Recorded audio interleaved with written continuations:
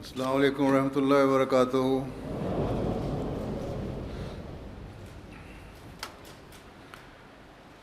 اشہد ان لا الہ الا اللہ وحدہ لا شریک لہ واشہد ان محمدا عبدہ ورسولہ۔ اما بعد فاعوذ باللہ من الشیطان الرجیم۔ بسم اللہ الرحمن الرحیم۔ الحمد للہ رب العالمین۔ الحمد للہ رب العالمین۔ الرحمن الرحیم۔ مالک یوم الدین۔ ایاک نعبد وایاک نستعین۔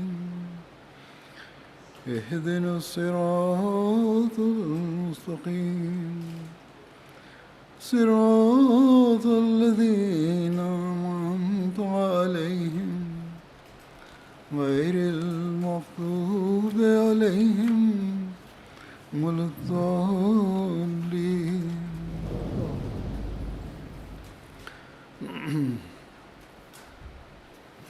حضرت مسیح موعود علیہ الصلوۃ والسلام نے جلسہ سالانہ کے منعقد کرنے کی غرض اللہ تعالیٰ سے خاص تعلق پیدا کرنا اور اپنے نفسوں کی اصلاح کے لیے حضرت صلی اللہ علیہ وسلم کی ارشادات سننا اور ان پر عمل کرنا بتایا ہے۔ گویا اپنی روحانی پیاس بجھانے کے لیے ہم ان دنوں میں جمع ہوتے ہیں۔ بس اس مقصد کو ہمیشہ ہمیں اپنے سامنے رکھنا چاہیے۔ جیسا کہ میں نے خطبے میں بھی کہا تھا، اس سال کا جلسہ خاص حالات کی وجہ سے محدود ہے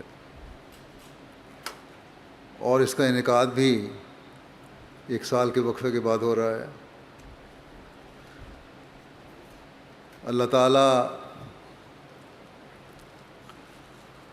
اس بیماری اور وبا کو جلد ختم فرمائے تو ہم پر رحم فرمائے،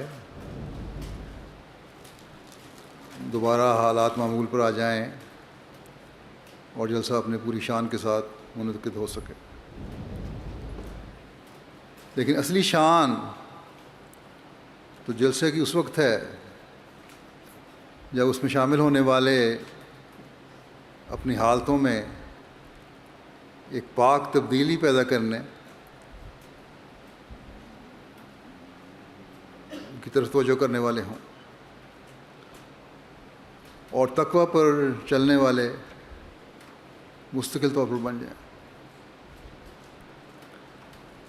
جیسا کہ ذکر ہوا ہے، روحانی پیاس بجھانے کے لیے ہم یہاں جمع ہوئے ہیں، تو اس کا یہ مطلب نہیں کہ ایک دفعہ پانی پی لیا اور بس۔ اس کا فائدہ تو تبھی ہے کہ جہاں ان دنوں میں اللہ تعالیٰ اور اس کے رسول کی باتیں سن کر اپنی پیاس بجھائیں، وہاں اس پانی کو اپنے ساتھ بھی لے کر جائیں۔ سارا سال اس سے پیاس بجھا کر اپنے لیے زندگی کے سامان کرتے رہیں۔ صرف 3 دن کے ماحول کے اثر کے تحت رہ کر ان دنوں میں اپنی حالتوں میں تبدیلی پیدا کر کے پہلے جیسے نہ ہو جائیں۔ اس مرتبہ بعض جماعتوں نے اپنے اپنے حالات کے مطابق جلسے کا انتظام سننے کا اجتماعی طور پر انتظام کیا ہوا ہے، جس کو ہم اسکرین پہ بھی دیکھ سکتے ہیں۔ یہ بھی ایک نیا تجربہ ہے اور ایک نئی روایت جماعت میں قائم ہوئی ہے، اور ایک روایت ہے کہ یہاں سے جلسہ سننے کے لیے مختلف ممالک میں لوگ بیٹھے اپنے اپنی مجالس میں اس جلسے میں شامل ہو رہے ہیں، اپنے اپنی مسجدوں میں اور ہالوں میں جلسے میں شامل ہو رہے ہیں، اپنی اپنی جماعتوں میں بیٹھے ہیں اور جلسے سے براہ راست جلسے کو دیکھ بھی رہے ہیں اور ہم ان کو بھی دیکھ رہے ہیں۔ یہ بھی اللہ تعالیٰ کے فضلوں میں سے ایک خاص فضل ہے کہ باوجود نامساعد حالات کے اللہ تعالیٰ کئی ایسی نئی چیزیں ہمیں عطا فرما رہا ہے جس کا من حیث الجماعت وسیع پیمانے پر فائدہ ہو رہا ہے۔ تو بہرحال جماعتیں اپنے اپنے علاقوں میں بعض ملکوں میں یہ جلسے سن رہی ہیں، بعض لوگ اپنے گھروں میں بھی جلسہ سن رہے ہوں گے۔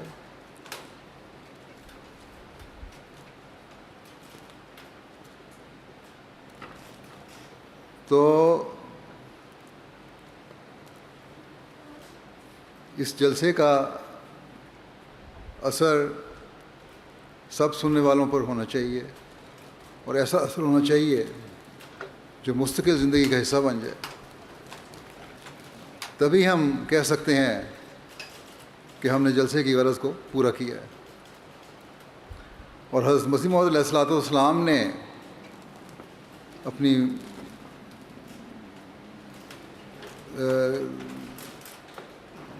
حضرت مسیح موعود علیہ السلام سے اپنی بیعت کا حق ادا کیا، اور نتیجتاً حضرت مسیح موعود علیہ السلام کی دعاؤں سے بھی حصہ پانے والے ہیں یا بن رہے ہیں۔ اگر یہ نہیں تو ہم ان انعامات سے محروم رہیں گے جو جلسہ سے وابستہ ہیں۔ اس زمانے میں یہ اللہ تعالیٰ کا ہم پر بڑا احسان ہے کہ اس نے ہمیں حضرت مسیح موعود علیہ السلام کو ماننے کی توفیق عطا فرمائی، جنہوں نے ہمیں وہ راہیں دکھائیں جو اللہ تعالیٰ اور اس کے رسول صلی اللہ علیہ وسلم کے احکامات کی راہیں ہیں، جن پر چل کر ہم اللہ تعالیٰ کا قرب پا سکتے ہیں اور آن حضرت صلی اللہ علیہ وسلم کی حقیقی امت بن کر آپ صلی اللہ علیہ وسلم کی دعاؤں کے فیض سے فیض یاب ہو سکتے ہیں۔ بس ان دنوں میں ہم میں سے ہر ایک کو چاہیے کہ وہ خاص طور پر اس پر توجہ دے، چاہے وہ یہاں جلسہ گاہ میں آ کر جلسہ سن رہا ہے یا جماعتی اجتماعی انتظام کے تحت جلسہ سن رہا ہے یا گھر میں بیٹھ کر جلسہ سن رہا ہے۔ ان باتوں کو اپنے سامنے رکھیں جو جلسہ سالانہ کے انعقاد کے مقاصد ہیں، جن کی مختلف موقعوں پر حضرت مسیح موعود علیہ السلام نے وضاحت فرمائی ہے اور وضاحت سے بیان فرمایا ہے، جس کا خلاصہ یہ ہے کہ جس کو اگر ایک فقرے میں بیان کرنا ہو تو وہ ہے تقویٰ پر چلنا۔ آپ نے فرمایا زہد پیدا کرو۔ زہد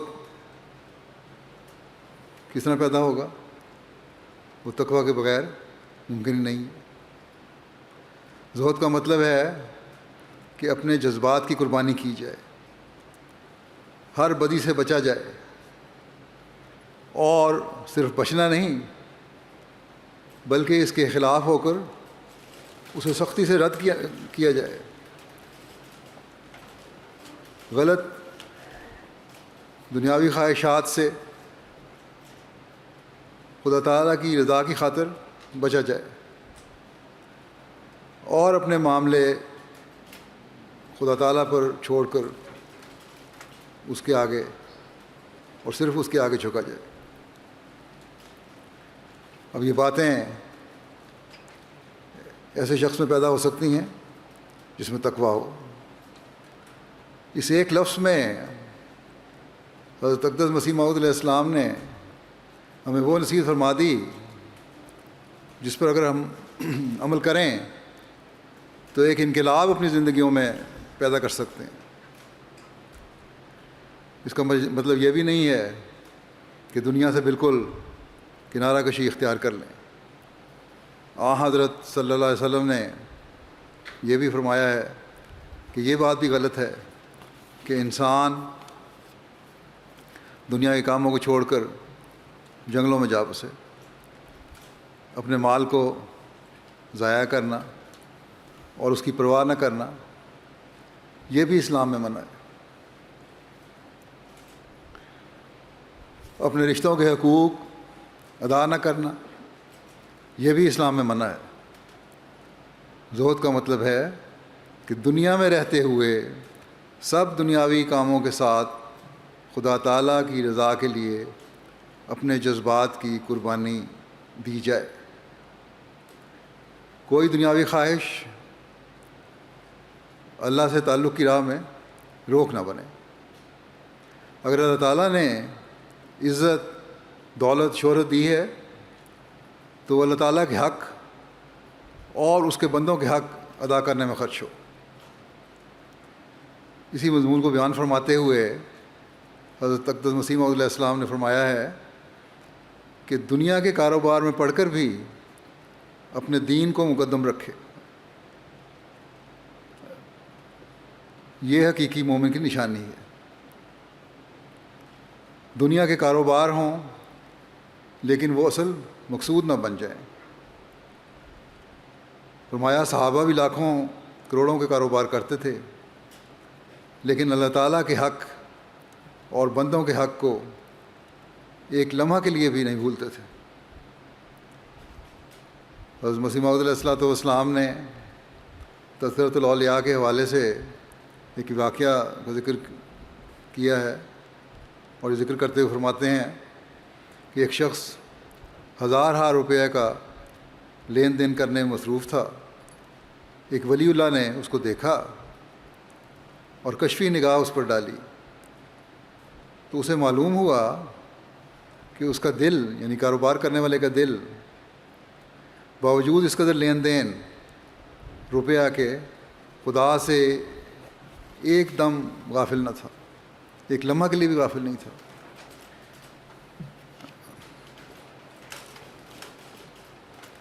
فرمایا کہ ایسے ہی آدمیوں کے متعلق خدا تعالیٰ نے فرمایا ہے کہ لا تلہیہم تجارت ولا بیع عن ذکر اللہ.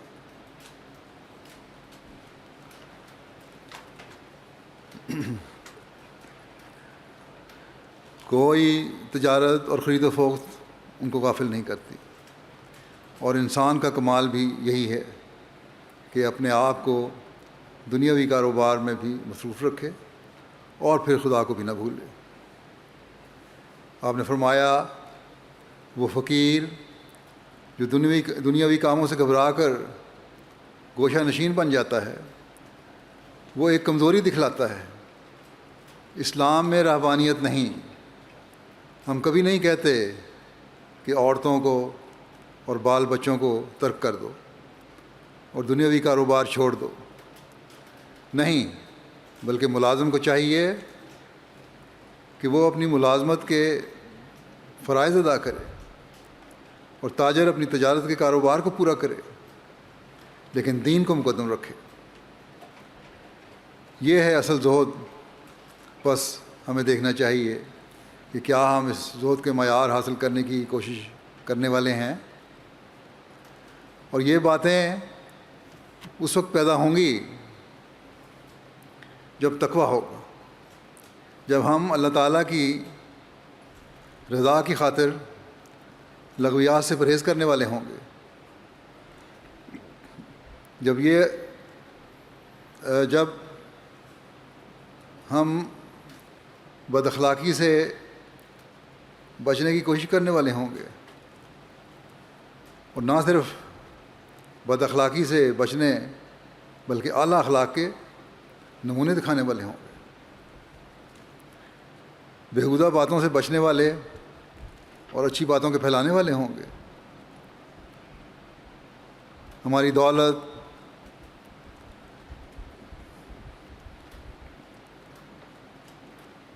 ہمارے اور ہمارے بھائی کے درمیان دوریاں پیدا کرنے والی نہیں، بلکہ محبت اور بھائی چارے کو فروغ دینے والی ہوگی۔ بس اس لحاظ سے یہ جائزے لینے کی ضرورت ہے کہ ہمارے اندر ایسا زود پیدا ہو اور ہم اپنی دنیا کو دین بنا لیں اور خدا تعالیٰ کی رضا کا ذریعہ بنا لیں، اور یہ چیز اللہ تعالیٰ کے خوف اور اس کی محبت کے بغیر پیدا نہیں ہو سکتی، اور اس کا نام تقویٰ ہے۔ پھر آپ نے جلسہ بنانے والوں کو فرمایا کہ جلسے میں شمولیت تبھی فائدہ مند ہے جب خدا ترسی میں بھی ایک نمونہ بنو۔ اب خدا ترسی کیا چیز ہے؟ یہ اللہ تعالیٰ کا ڈر، خوف ہے۔ یہ حالت انسان کی اس وقت ہو سکتی ہے جب انسان تقویٰ کے معنی سمجھتا ہو اور دل میں تقویٰ ہو۔ انسان بہت سے ایسے کام کر جاتا ہے، دوسروں سے ایسے سلوک کر رہا ہوتا ہے، ان کے حقوق غصب کرنے والا ہوتا ہے،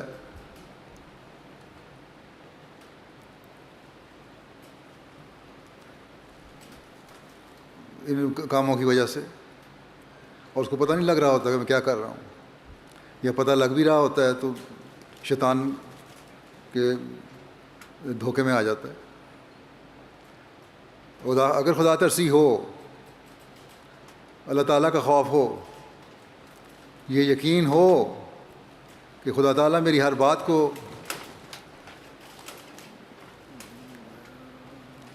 سن رہا ہے اور میرے ہر فعل کو دیکھ رہا ہے، اور غلط باتوں اور غلط کاموں کی وہ سزا بھی دیتا ہے، تو انسان کے دل میں خدا ترسی تبھی پیدا ہوتی ہے جب بھی وہ کسی کے حق مارنے کی کوشش کرے گا تو یہ بات سامنے آ جائے گی کہ خدا تعالیٰ مجھے اس غلط کام پر پکڑ سکتا ہے، اور یہی خدا ترسی اسے دوسروں کے حق مارنے سے بھی بچائے گی۔ بس اس گہرائی سے خدا ترسی کے مضمون کو سمجھنے کی ضرورت ہے، اور حضرت مسیح موعود علیہ الصلوۃ والسلام عام خدا ترسی کی بات نہیں کر رہے، بلکہ فرماتے ہیں کہ اس کے معیار اتنے بلند ہوں کہ تم ایک نمونہ بن جاؤ۔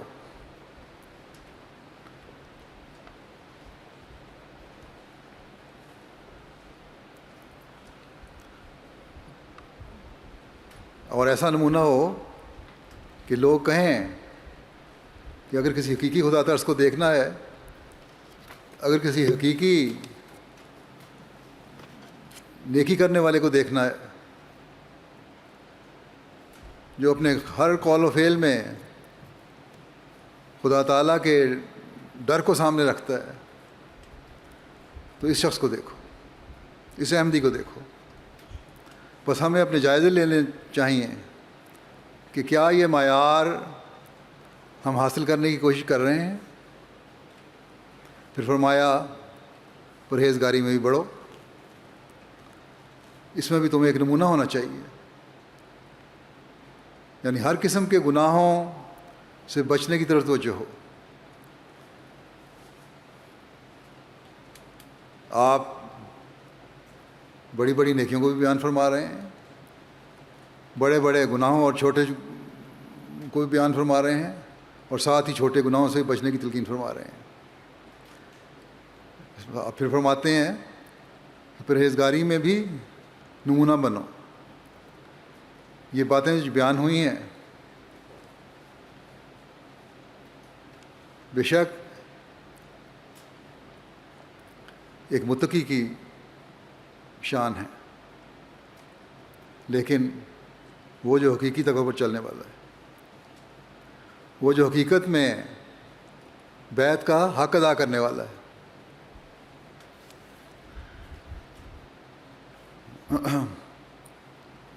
اس وقت تک حق ادا نہیں کر سکتا جب تک پرہیزگاری میں بھی نمونہ نہ بن جائے۔ خود اپنے اندر جھانک کر دیکھے کہ کیا جو برائیاں میرے اندر ہیں اور کون سی برائیاں میرے اندر ہیں ان کو میں دور کرنے کی کوشش کر رہا ہوں،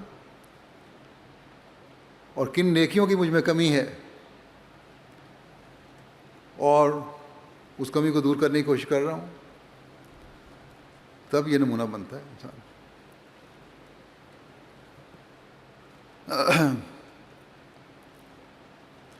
جلسے پر آئے ہیں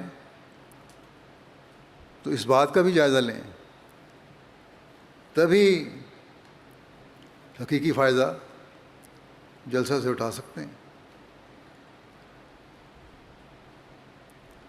اس باریکی سے اپنے جائزے لینے کی طرف توجہ دلانے کے بعد پھر ایک اعلیٰ خلق کی طرف توجہ دلائی آپ نے کہ نرم دلی اختیار کرو۔ پرہیزگاری کے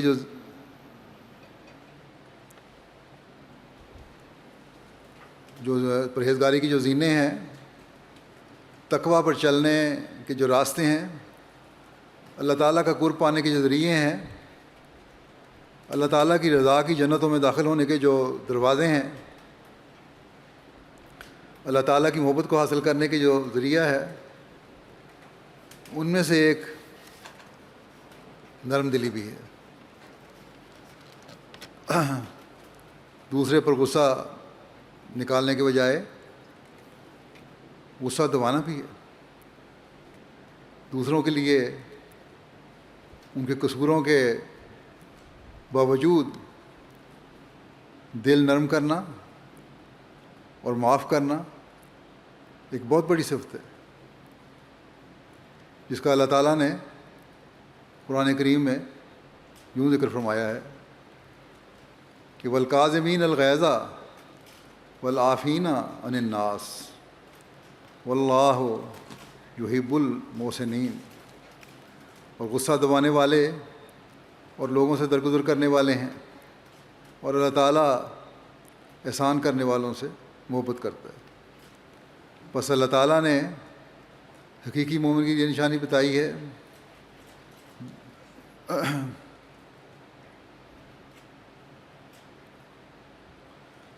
جو اس طرح اپنی حالتوں میں تبدیلی پیدا کرے۔ جو مومن نہیں وہ یہ معیار قائم ہی نہیں کر سکتا۔ اللہ تعالیٰ کا خوف رکھنے والا اور نرم دل ہی ہے جو خدا تعالیٰ کی خاطر غصے کو دبائے، اپنے بھائی سے درگزر کرے۔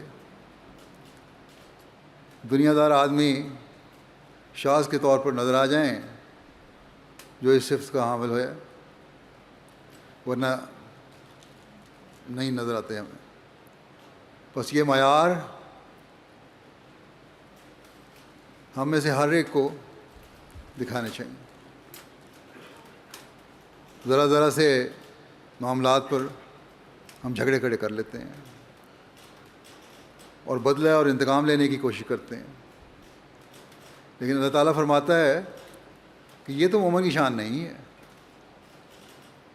مومن کی شان تو یہ ہے کہ وہ درگزر کرے، معاف کرے، اپنے غصے کو دبائے، اور پھر اللہ تعالیٰ اس کے بدلے میں کتنا بڑا احسان کرتا ہے کہ تم نے جو اپنے بھائی پر احسان کیا ہے اس کے بدلے میں تم پر یہ احسان کرتا ہوں کہ تم سے محبت کرتا ہوں.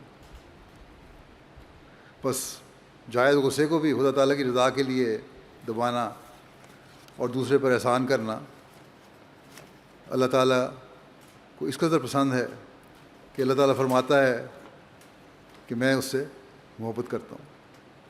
ہاں، جہاں اللہ تعالیٰ کی عزت اور غیرت کا سوال آئے، جہاں اس کے رسول کی عزت اور غیرت کا سوال آئے، وہاں غیرت بھی دکھانی چاہیے.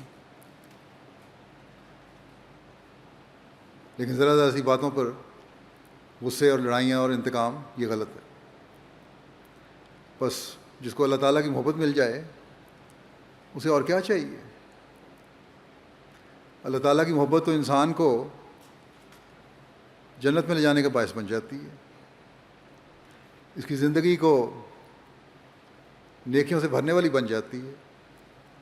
بس اپنے بھائیوں سے درگزر کرنا، اپنے معاملات کو بلا وجہ طول دینا کہ وہ قضاء اور عدالتوں میں چلے جائیں، سوائے معاشرے میں فساد اور جھگڑوں کے کچھ نہیں پیدا کرتے.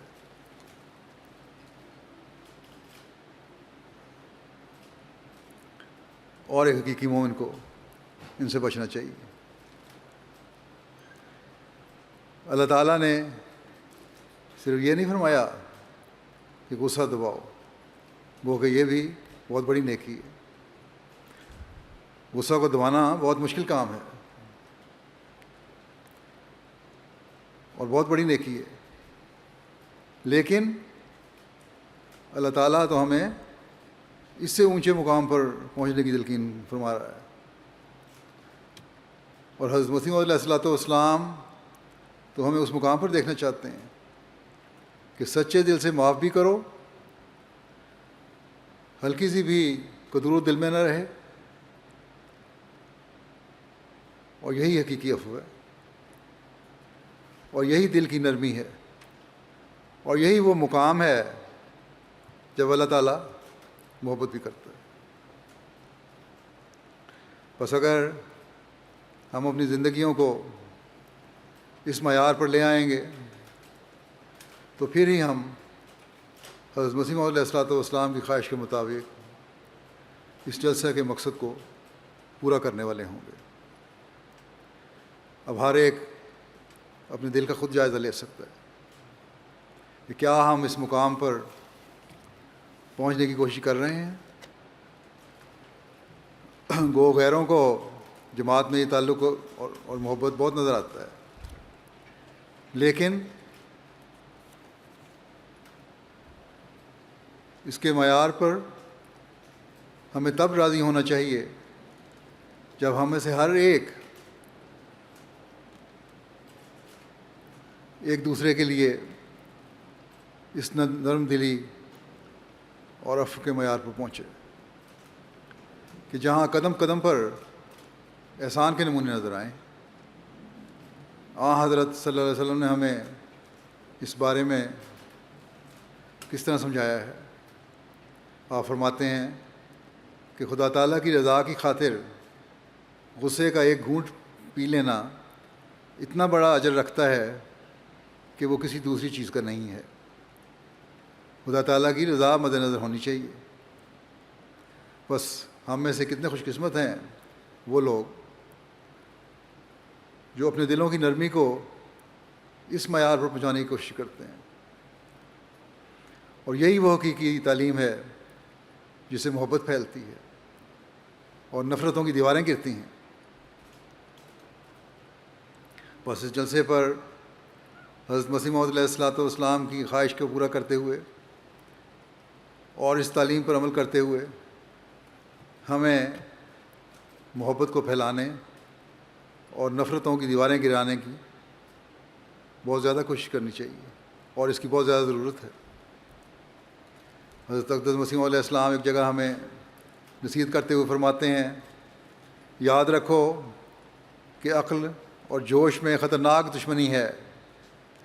جب جوش اور غصہ آتا ہے تو عقل قائم نہیں رہ سکتی، لیکن جو صبر کرتا ہے اور بردباری کا نمونہ دکھاتا ہے اس کو ایک نور دیا جاتا ہے جس میں اس کی عقل اور فکر کی قوتوں میں ایک نئی روشنی پیدا ہو جاتی ہے، اور پھر نور سے نور پیدا ہوتا ہے۔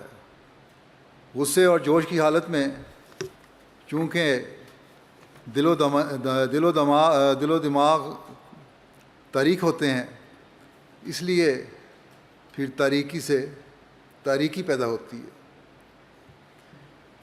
پھر ایک موقع پر آپ نے فرمایا، یاد رکھو جو شخص سختی اور غضب میں آ جاتا ہے اس کی زبان سے معرفت اور حکمت کی باتیں ہرگز نہیں نکل سکتیں۔ وہ دل حکمت کی باتوں سے محروم کیا جاتا ہے جو اپنے مقابل کے سامنے جلد طیش میں آ کر آپے سے باہر ہو جاتا ہے۔ گندا دہن اور بے لگام کے ہونٹ لطائف کے چشمے سے بے نصیب اور محروم کیے جاتے ہیں۔ نیکی کی باتیں اور معرفت کی باتیں اس کے منہ سے نہیں نکلتی، وہ محروم ہو جاتا ہے ان باتوں سے۔ فرمایا غضب اور حکمت دونوں جمع نہیں ہو سکتے۔ جو مغضوب الغضب ہوتا ہے اس کی عقل موٹی اور فہم کند ہوتا ہے، اس کو کبھی کسی میدان میں غلبہ اور نصرت نہیں دیے جاتے۔ غضب نصف جنون ہے، جب زیادہ بھڑکتا ہے تو پورا جنون ہو جاتا ہے۔ بس غصہ صرف عارضی نقصان کا باعث نہیں بنتا کہ ایک فریق کو غصہ آیا، جواب میں دوسرے فریق کو غصہ آیا، لڑائی ہو گئی، ایک دوسرے کو نقصان پہنچایا، بلکہ ایسے غصہ رکھنے والے آدمی حکمت اور عقل کی باتوں سے بھی محروم ہو جاتے ہیں۔ گندا دہن، غلیظ زبان استعمال کرنے والے کے منہ سے نیکی اور معرفت کی باتیں نکل ہی نہیں سکتی، اور نیکی اور معرفت کی باتیں نہ نکلیں تو وہ پھر تقویٰ سے خالی ہو جاتا ہے۔ اور پھر یہاں اس جلسے کے روحانی ماحول سے اگر کوئی ایسا شخص ہے تو اسے کچھ بھی حصہ نہیں مل سکتا۔ اس لیے آپ علیہ السلام نے پسند نہ فرمایا کہ آپ کی جماعت کا کوئی فرد ایسا ہو اور پھر جلسے میں شامل ہو کر جلسے کے ماحول کو ان دنوں میں خاص طور پر خراب کرے اور اپنے روزانہ کے ماحول کو، عمومی ماحول کو عام طور پر خراب کرے۔ بس اپنے عمومی جائزے بھی ان دنوں میں ان باتوں کو سامنے رکھ کر ہر ایک کو لینے چاہیے۔ پھر حضرت اقدس مسیح موعود علیہ السلام نے فرمایا کہ آپس میں محبت و مواخات کا بھی نمونہ ہر احمدی کو ہونا چاہیے۔ ایسی محبت اور ایسا بھائی چارہ ہو جو ایک نمونہ ہو، اور جلسے کے مقاصد میں سے ایک یہ مقصد بھی ہے جو افراد جماعت کے دلوں میں پیدا کرنا ہے۔ اس کے لیے اللہ تعالیٰ نے جو اعلیٰ ترین معیار اور قابل تقلید نمونہ قرآن کریم میں ہمارے لیے پیش فرمایا ہے، وہ انصار اور صحابہ کی مواخات کا ہے، جس کا اللہ تعالیٰ نے قرآن کریم میں یوں ذکر فرمایا ہے کہ والذین تبوؤا الدار والایمان من قبلہم یحبون من ہاجر الیہم ولا یجدون فی صدورہم حاجۃ فی صدورہم حاجتم مما اوتوا ویؤثرون علی انفسہم ولو کان بہم خصاصہ ومن یوق شح نفسہ فاولئک ھم المفلحون۔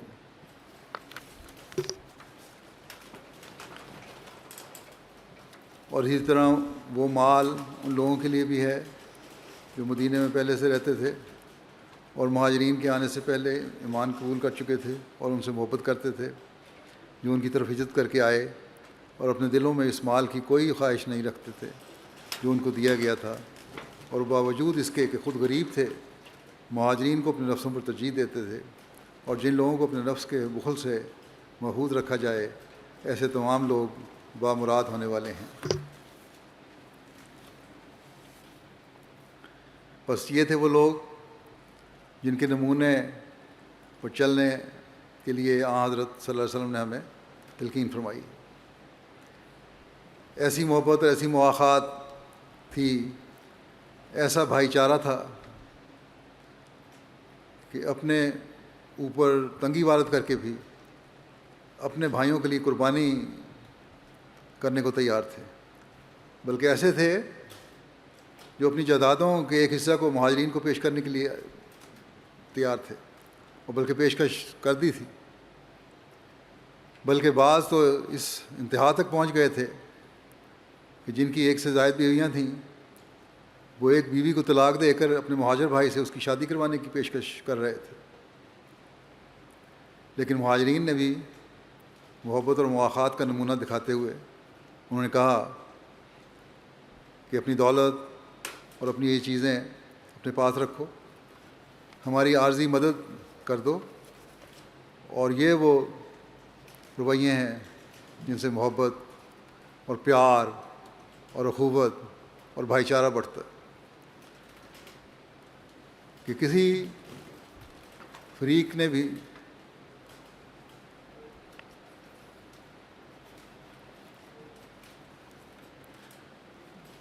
لالچ نہیں دکھائی اور تنگی کا نمونہ نہیں دکھایا۔ آج کل تو بعض ایسے لوگ ہیں جو اپنے سگے بہن بھائیوں کی بھی جائیداد کے حصے غصب کرنے کی کوشش کرتے ہیں اور پھر مقدمہ بازیاں ہوتی ہیں۔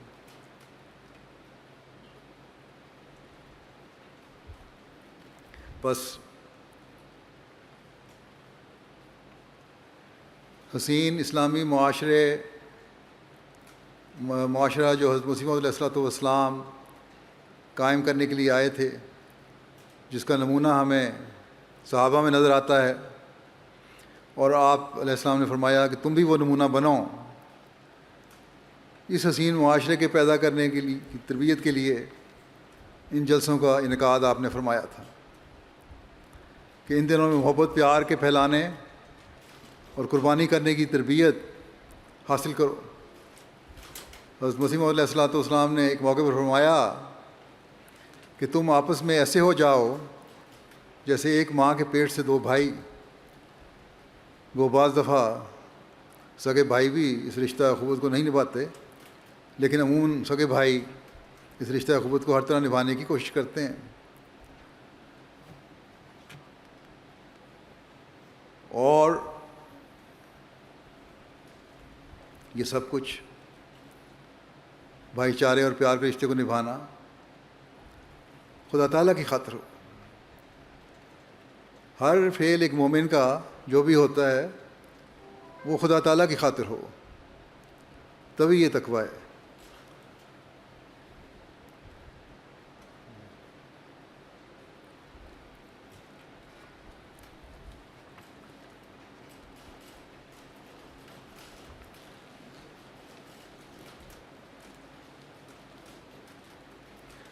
خدا تعالیٰ فرماتا ہے کہ ایسے لوگ بامراد ہو گئے جنہوں نے اس قسم کا نمونہ دکھایا قربانیوں کا، ایک دوسرے کے لیے محبت اور پیار اور بھائی چارے کا۔ اللہ تعالیٰ کی نظر میں ان کے عمل مقبول ہو گئے، دنیا میں بھی اللہ تعالیٰ کو راضی کرنے والے بن گئے، اور اگلے جہان میں بھی اللہ تعالیٰ کی رضا کی جنتوں کو حاصل کرنے والے بن گئے۔ کون ہے جس کو خدا تعالیٰ پر ایمان اور یقین ہو، پھر اس کی رضا کی جنتوں میں نہ جانا چاہتا ہو؟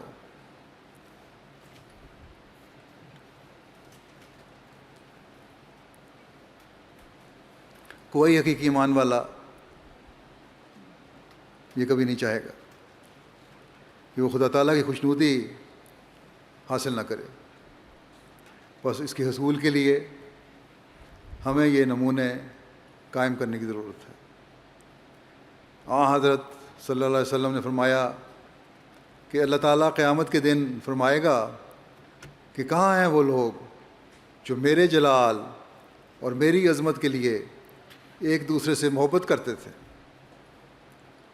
آج جب کہ میرے سائے کے سوا کوئی سایہ نہیں ہے، میں انہیں اپنے سایہ رحمت میں جگہ دوں گا۔ یہ اللہ تعالیٰ فرماتا ہے۔ کس اعلیٰ مقام تک پہنچا رہا ہے اللہ تعالیٰ مومنین کو؟ اللہ تعالیٰ آپس میں محبت و اخوت کے رشتے کو نبھانے والوں کو کس قدر احسان ہے اس کا۔ اللہ تعالیٰ کا کس قدر احسان ہے، کس مقام پر لے کے جا رہا ہے ان کو۔ لیکن اس کے باوجود اگر ہم اس تعلق کی اہمیت کو نہ سمجھیں تو پھر ایسی سمجھ رکھنے والوں کی بدنصیبی ہے۔ حضرت مسیح موعود علیہ السلام نے محبت و اخوت کے رشتے کو قائم رکھنا بھی اپنی بعثت کے مقاصد میں سے بیان فرمایا ہے۔ اور اس اہمیت کے پیش نظر آپ نے اپنے جلسہ سالانہ کے مقاصد میں بھی اسے رکھا ہے۔ بس ہمیں چاہیے کہ آپس کی رنجشوں اور شکووں کو ختم کر کے محبت اور پیار کی فضا کو قائم کریں اور وہ حقیقی مومن بنیں اور ایسے نمونے قائم کریں جس طرح کے نمونے صحابہ نے ہمارے سامنے رکھے تھے۔ اپنی جھوٹی اناؤں اور غیرتوں کو دفن کر دیں۔ پھر آپ نے فرمایا کہ جلسہ پر آنے والے، اس میں شامل ہونے والے اپنے اندر انکسار اور عاجزی کی عادت بھی پیدا کریں۔ اللہ تعالیٰ کے کو انکسار اور عاجزی بہت پسند ہے۔ حضرت مسیح موعود علیہ السلام کو بھی ایک موقع پر اللہ تعالیٰ نے الہاماً فرمایا کہ تیری عاجزانہ راہیں اسے پسند آئیں۔ بس اگر اللہ تعالیٰ کی رضا کی راہیں تلاش کرنی ہیں تو پھر عاجزانہ راہوں کی تلاش کرنی ہوگی۔ قرآن کریم میں بھی اس طرح توجہ دلاتے ہوئے اللہ تعالیٰ نے فرمایا ہے وَلَا تُصَعِّرْ خَدَّكَ لِلنَّاسِ وَلَا تَمْشِ فِي الْأَرْضِ مَرَحًا إِنَّ اللَّهَ لَا يُحِبُّ كُلَّ مُخْتَالٍ فَخُورٍ۔ اور اپنے گال غصہ سے لوگوں کے سامنے مت پھلا اور زمین پہ تکبر سے مت چل۔ اللہ کسی بھی شیخی کرنے والے اور فخر کرنے والے سے پیار نہیں کرتا۔ بس اگر اللہ تعالیٰ کا پیار حاصل کرنا ہے تو عاجزی پیدا کرو۔ حضرت مسیح موعود علیہ السلام اپنے ایک شعر میں فرماتے ہیں بدتر بنو ہر ایک سے اپنے خیال میں، شاید کہ اس سے دخل ہو دارالوصال میں۔ بس اصل مقام انسان کو اپنی بڑائی بیان کرنے یا فخر سے گردن اکڑانے یا دوسروں پر اپنی برتری ثابت کرنے سے نہیں ملتا ہے، بلکہ خدا تعالیٰ کے قرب کا مقام عاجزی اختیار کرنے سے ملتا ہے۔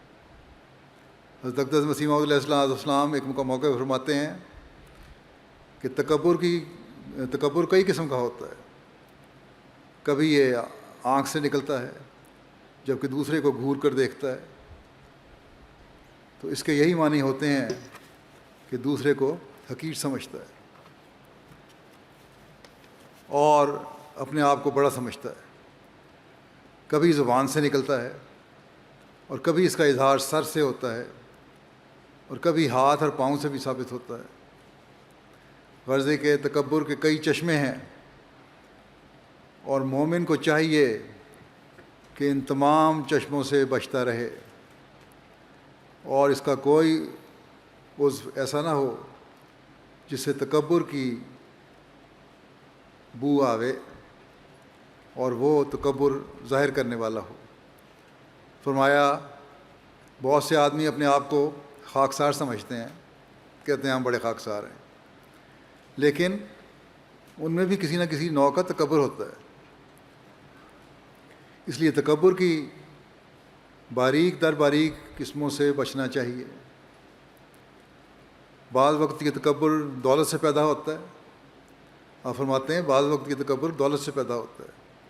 دولت مند متکبر دوسرے کو کنگال سمجھتا ہے اور کہتا ہے کہ یہ کون ہے جو میرا مقابلہ کرے. بعض اوقات خاندان اور ذات کا تکبر ہوتا ہے اور سمجھتا ہے میری ذات بڑی ہے اور یہ چھوٹی ذات کا ہے. بعض وقت تکبر علم سے بھی پیدا ہوتا ہے. ایک شخص غلط بولتا ہے تو یہ فوراً پکڑتا ہے اور شور مچاتا ہے کہ اس کو تو ایک لفظ بھی صحیح بولنا نہیں آتا.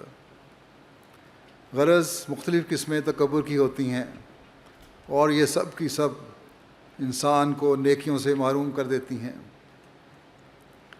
اور لوگوں کو نفع پہنچانے سے روک دیتی ہیں.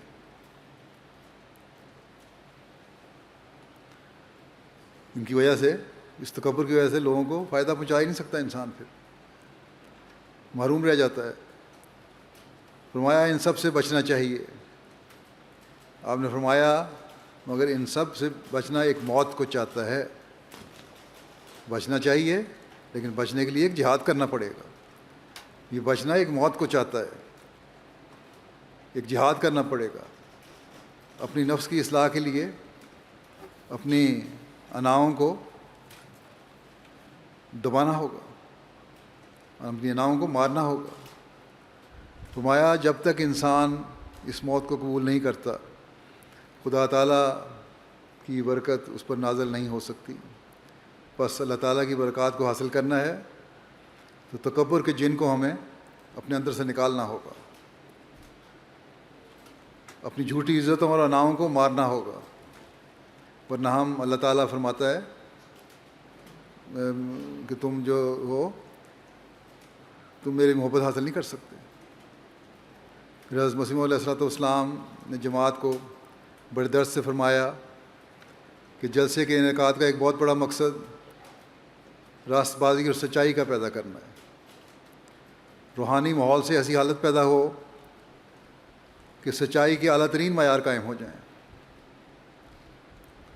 حضرت صلی اللہ علیہ وسلم نے ایک موقع پر فرمایا کہ سچائی نیکی کی طرف لے جاتی ہے اور نیکی جنت کی طرف. اور جو انسان ہمیشہ سچ بولے اللہ تعالیٰ کے نزدیک وہ صدیق کہلاتا ہے، اور جھوٹ گناہ اور فسق و فجور کی طرف لے جاتا ہے، اور فسق و فجور جہنم کی طرف. حضرت مسیح علیہ الصلوۃ والسلام فرماتے ہیں کہ جس قدر راستی کے التزام کے لیے قرآن شریف میں تاکید ہے، میں ہرگز باور نہیں کر سکتا کہ انجیل میں اس کا عشر اشیر بھی تاکید ہو.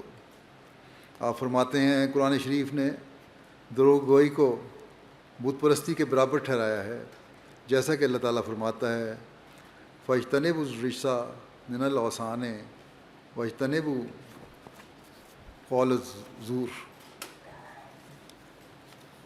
یعنی بتوں کی پلیدی اور جھوٹ کی پلیدی سے پرہیز کرو. اور پھر ایک جگہ فرمایا ہے کونو قوامین بالقسط.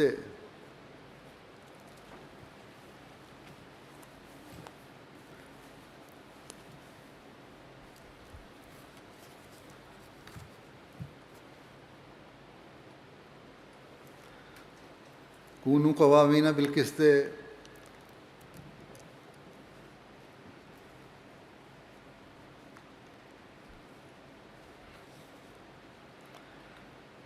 کونوا قوامین بالقسط شہداء للہ ولو علی انفسکم او الوالدین والاقربین، یعنی اے ایمان والو، ایمان اور راستی پر قائم ہو جاؤ اور سچی گواہیوں کو للہ ادا کرو، اگرچہ تمہاری جانوں پر ان کا عذر پہنچے، یا تمہارے ماں باپ یا تمہارے اقارب ان گواہیوں سے نقصان اٹھائیں۔ بس اگر یہ معیار ہماری سچائیوں کے قائم ہو جائیں تو بہت سے گھریلو مسائل حل ہو جائیں۔ میاں بیوی کے مسائل ہیں، عزیزوں رشتہ داروں کے مسائل ہیں، معاشرے کے عمومی تعلقات کے مسائل ہیں، سب کا حل سچائی سے کام لینے سے نکل آتا ہے۔ بس ہمیں ان سب باتوں پر غور کرنے کی ضرورت ہے۔ اگر ہم حضرت مسیح موعود علیہ الصلوۃ والسلام کی خواہش کے مطابق یہ اعلیٰ اخلاق اپنا لیں اور برائیوں سے بچ جائیں تو ایک پاک اور حسین معاشرے کا قیام ہم کر سکتے ہیں۔ یہ بھی یاد رہے کہ ان تمام نیکیوں پر عمل اور برائیوں سے اس وقت نکلا جا سکتا ہے جب ہم تقویٰ پر چلنے والے ہوں گے، جیسا کہ میں کہہ رہا ہوں، پہلے کہتا آیا ہوں شروع سے۔ حضرت مسیح علیہ الصلوۃ والسلام نے اسی لیے تقویٰ پر ہمیں خاص طور پر توجہ دلائی ہے۔ ایک جگہ آپ فرماتے ہیں کہ تقویٰ اختیار کرو، تقویٰ ہر چیز کی جڑ ہے۔ تقویٰ کے معنی ہیں ہر ایک باریک در باریک رگ گناہ سے بچنا۔ تقویٰ اس کو کہتے ہیں کہ جس امر میں بدی کا شبہ بھی ہو، جس امر میں بدی کا شبہ بھی ہو، اس سے بھی کنارہ کرے، اس سے بھی بچ کے رہو۔ فرمایا دل کی مثال ایک بڑی نہر کی سی ہے جس میں سے اور چھوٹی چھوٹی نہریں نکلتی ہیں، جن کو سوا کہتے ہیں یا راجبا کہتے ہیں، چھوٹی نہریں نکلتی ہیں۔ دل کی نہر میں سے بھی چھوٹی نہریں نکلتی ہیں، مثلا زبان وغیرہ۔ اگر چھوٹی نہر یا سوئے کا پانی خراب اور گندا اور میلا ہو تو قیاس کیا جاتا ہے کہ بڑی نہر کا پانی بھی خراب ہے۔ بس اگر کسی کو دیکھو کہ اس کی زبان یا دست و پا وغیرہ میں سے کوئی عضو ناپاک ہے تو سمجھو کہ اس کا دل بھی ایسا ہی ہے۔ انسان کے عمل سے، اس کی باتوں سے، اس کی زبان سے پتہ لگ جاتا ہے کہ اس میں تقویٰ ہے کہ نہیں ہے۔ پھر آپ فرماتے ہیں کہ تقویٰ کے بہت سے اجزاء ہیں۔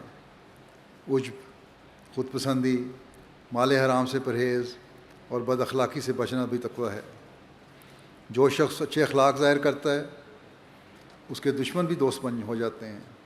اللہ تعالیٰ فرماتا ہے ادفع باللتی ہے آسن۔ اب خیال کرو کہ یہ ہدایت کیا تعلیم دیتی ہے۔ اس ہدایت میں اللہ تعالیٰ کا یہ منشا ہے کہ اگر مخالف گالی بھی دے تو اس کا جواب گالی سے نہ دیا جائے بلکہ اس پر صبر کیا جائے۔ اس کا نتیجہ یہ ہوگا کہ مخالف تمہاری فضیلت کا قائل ہو کر خود ہی نادم اور شرمندہ ہوگا، اور یہ سزا اس سزا سے بہت بہتر ہو اور بڑھ کر ہوگی جو انتقامی طور پر تم اس کو دے سکتے ہو۔ فرمایا یوں تو ایک ذرا سا آدمی اقدام قتل تک نوبت پہنچا سکتا ہے، لیکن انسانیت کا تقاضا اور تقویٰ کا منشا یہ نہیں ہے۔ خوش اخلاقی ایک ایسا جوہر ہے کہ موذی انسان پر بھی اس کا اثر پڑتا ہے۔ کسی نے کیا اچھا کہا ہے کہ لطف کے بیگانے شبد ہلکے بے گوش۔ مہربانی کر، مہربانی کے بیگانہ بھی تمہارے حلقے میں آ جائے گا۔ پھر آپ فرماتے ہیں اصل بات جو قابل غور ہے وہ یہ ہے کہ انسان کو نیک بختی اور تقویٰ کی طرف توجہ کرنی چاہیے اور سعادت کی راہیں اختیار کرنی چاہیے، تب بھی کچھ بنتا ہے۔ ان اللہ لا یغیر ما بقوم حتی یغیروا ما بانفسہم۔ خدا تعالیٰ کسی قوم کی حالت نہیں بدلتا جب تک کہ خود وہ اپنی حالت کو تبدیل نہ کرے۔ خام خواہ کے ظن حفاظت کرنے اور بات کو انتہا تک پہنچانا یہ بالکل بیہودہ امر ہے۔ سب سے ضروری بات یہ ہے کہ لوگوں کو چاہیے کہ خدا تعالیٰ کی طرف رجوع کریں، نمازیں پڑھیں، زکوٰۃ دیں، اتلاف حقوق اور بدکاریوں سے باز آئیں، ایک دوسرے کے حقوق مارنے سے بچو اور بدکاریوں سے باز آئیں۔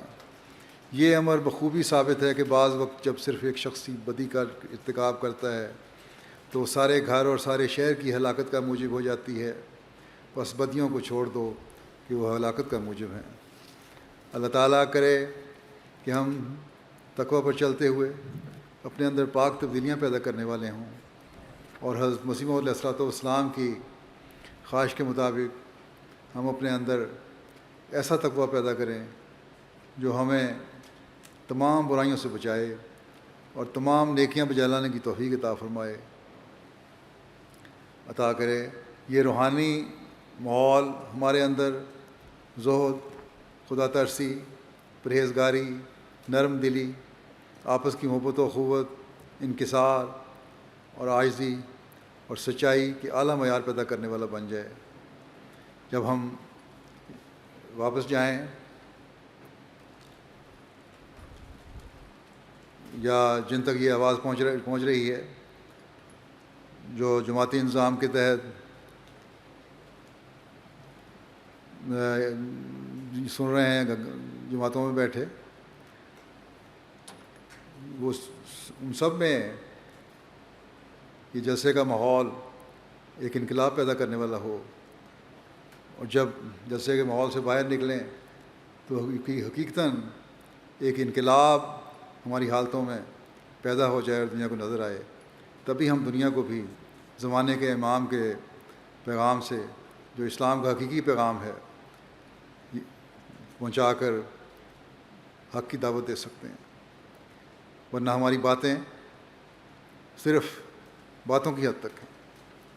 اللہ تعالیٰ ہمیں حضرت مسیح علیہ الصلوۃ والسلام کے پیغام کو سمجھنے اور اس پر عمل کرنے کی توفیق عطا فرمائے۔ ہم دعا کریں گے ابھی۔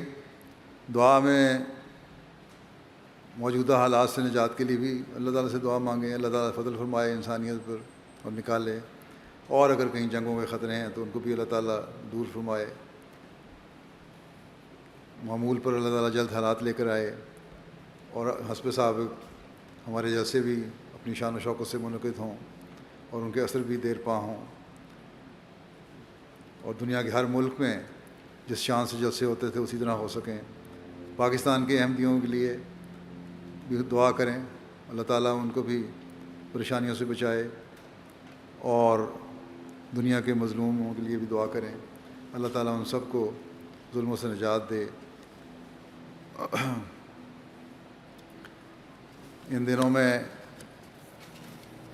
بے شک گھروں میں ہی قیام ہے، لیکن خاص طور پر تہجد کا اہتمام اور ذکر الہی اور دعاؤں کا التزام رکھیں۔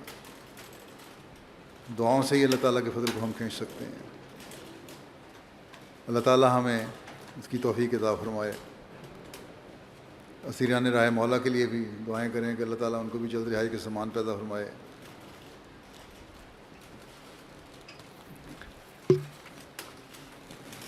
دعا کر لیں۔